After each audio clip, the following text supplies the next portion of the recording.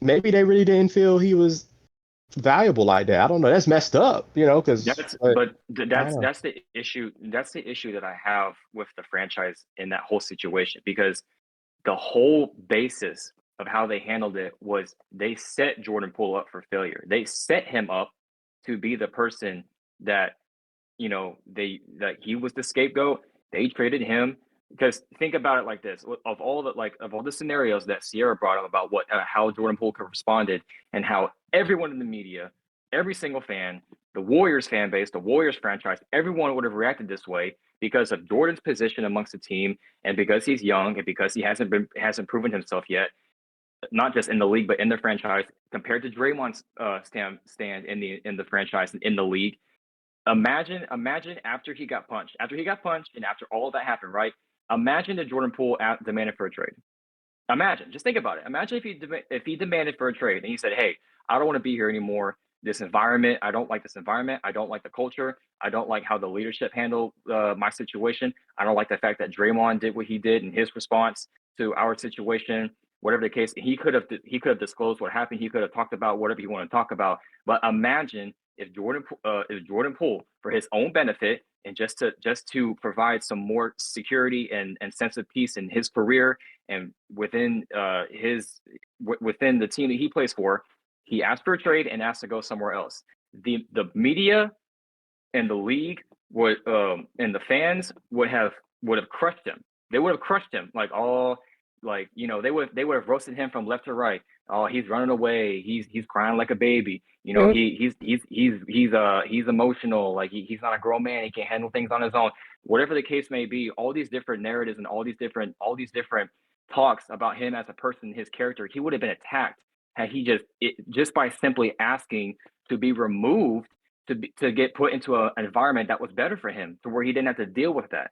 That's the problem that I have with the team is that they set him up to where no matter what route he took and no matter what outcome could have came out of the team's actions and Draymond's actions following the punch, that nothing was gonna help him. He was in a lose scenario. Like there was no chance of him getting the due justice and the fair treatment following what happened by the organization because they set him up to fail. They handled it. It was before the punch, Yep. during the punch, and then after the punch. It was during his entire stint there and his career there, post his first rookie year, because no one really talked about him like that, and he wasn't in the light of the league or amongst the fan base until his second year when he came out in the championship year that they had.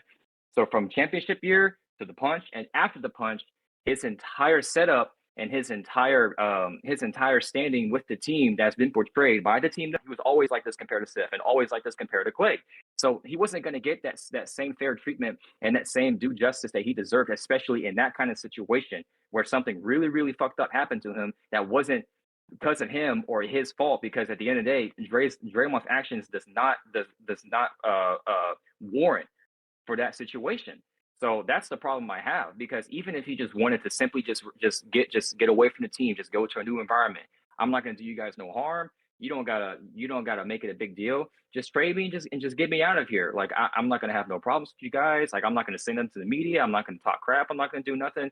Just get me somewhere else and I'm good.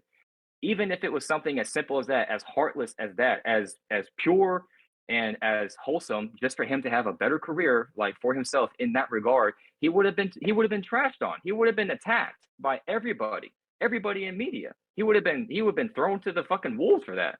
That's the Yep. issue I have, and that wouldn't have happened to Draymond. It wouldn't have happened to Draymond. Yeah. And it didn't. At the end of the day, it didn't happen to him, which is one of the reasons why I feel like the Warriors. I do the one thing that I have a problem with them as a franchise, and it's grown more and more and more apparent, and it's become such a bigger ordeal as year and years go on, is that they have this tendency to just play house and they go into this mentality of like everything is fine, even though there are some issues that arise and that nothing is fine.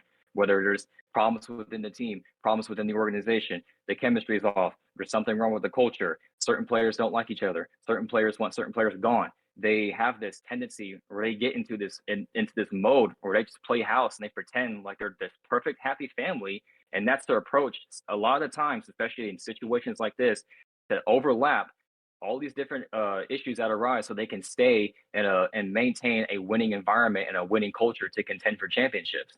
And they abuse that a lot of the reason because of the personnel that they have, because of Steph's character, Klay's character, and the character of their team, of their franchise, of their coaching staff, of Steve Kerr. They abuse that a lot, and they allow that to cloud their judgment and their thinking in situations like this, which is one of the reasons why in the past, including in the punch, that they have not handled it the best way possible. They didn't handle the Kevin Durant situation the best they could. They didn't handle the punch the best way they could. They haven't handled a lot of Draymond's previous stints of all this bullshit behavior in the past the best way they could. Is because they like to pretend and think that everything is all good and well within the family house, and there's nothing bad going on, and we're still gonna win championships no matter what. It's toxic, honestly. Like, just to be real and to be blunt, like straight up, it's toxic, and it's the complete opposite of how they should have handled things and how they should have approach they should have had to fix the franchise and maintain the franchise going forward. And that's half of the reason why they're in the situation they're in now. Their future is a lot less promising than what it was a year ago because of the way they handle this situation. Their present roster constructed and their ability to win now is probably less than what it was a year ago. So now they got to deal with that. So you've thrown away the years you had with Steph.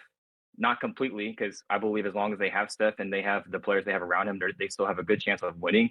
But you've limited your chances with Steph. You limited your chances in the future, and you've limited and reduced your image and the overall outlook and perspective of who you are as a franchise to other players that you could sign, that you could trade for, that you could promote yourselves to, for them to come and want to play for your team in your city, in your area, with your organization. You've limited all of those things because of how you've handled situations like this in the past that you've shown throughout your history to not do a very good job in.